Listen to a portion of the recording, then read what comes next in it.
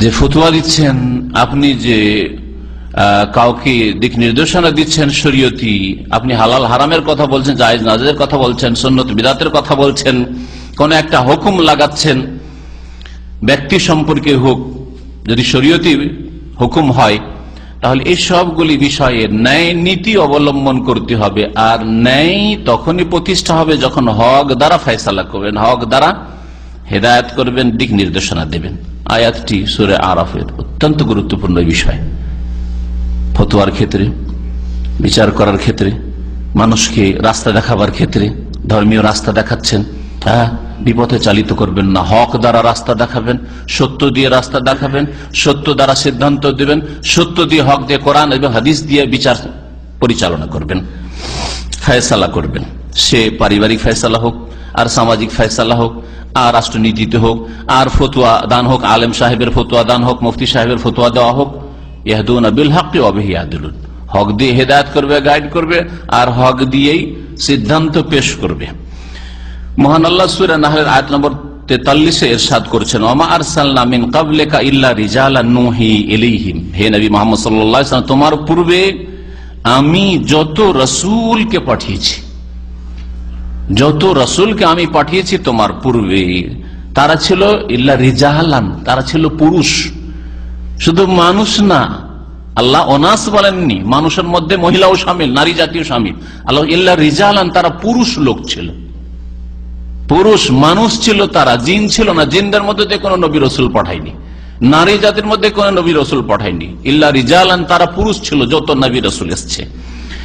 আর তারা খেয়াল খুশি কথা বলেননি, নূহি ইলাইহিম, তাদের কাছে আমি প্রত্যাদেশ করতাম, ওহী নাজিল করতাম। সুতরাং তারা ওহী ভিত্তিক কথা বলেছেন, আল্লাহর দিক নির্দেশনা মোতাবেক কথা বলেছেন। নবী রসুলদের সিলসিলা শেষ হয়েছে, ফাসআলু আহলা যিকরি ইন কুনতুম লা তা'লামুন। এখন হে জনসাধারণ, তোমরা আহলে ইলমকে জিজ্ঞেস করো। আহলে যিকর মানে আহলুল ইলম।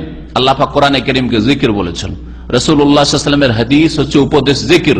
কোরআনে কারীম হচ্ছে জিকির। আল্লাহ পাক ইরশাদ করেছেন, ইন্না নাহনু নাযালনা যিকরা, নিঃসন্দেহে আমি উপদেশ নাযিল করেছি।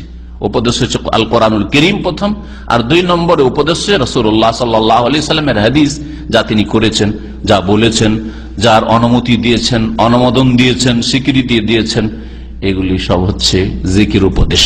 এতেই উপদেশ রয়েছে। ফাসআলু আহলা যিকরি মানে আহলাল ইলমে বিল কোরআন ওয়াস সুন্নাহ, যাদের কাছে কোরআন সুন্নাহর জ্ঞান রয়েছে, যারা জবাব দেওয়ার ক্ষেত্রে যখনই জবাব দিবে সে ভালো করে জানে যে এই যে জবাবটা দিলাম হালাল হারাম বলে, জায়েজ নাজায়েজ বলে, কোন আয়াতের ভিত্তিতে অথবা কোন হাদিসের ভিত্তিতে। যদি হাদিসের ভিত্তিতে হাদিসটা সহিহ না জয়ীফ, হাদিসটা মনসুখ না মনসুখ নয়, রহিত হয়নি, হাদিসটা অর্থ ভালো করে, আরবি ভাষা ভালো করে বুঝি, হাদিসের অর্থ কি এটাই বহন করে, না আমি খেয়াল খুশি অর্থ করে ফেললাম, অনারব আরবি ভালো বুঝি না, আর আমি যেটা মগজে ঢুকিয়ে রেখেছি সেই মোতাবেক আমি হয়তো তর্জমা অর্থ করে দিলাম, এটাই করলাম নাকি? তাও তো চলবে না। তাহলে আরবি ভাষার পাণ্ডিত্য লাগবে, আরবি ভাষার যে দাবি রয়েছে, অলংকার রয়েছে, সেই জ্ঞান লাগবে।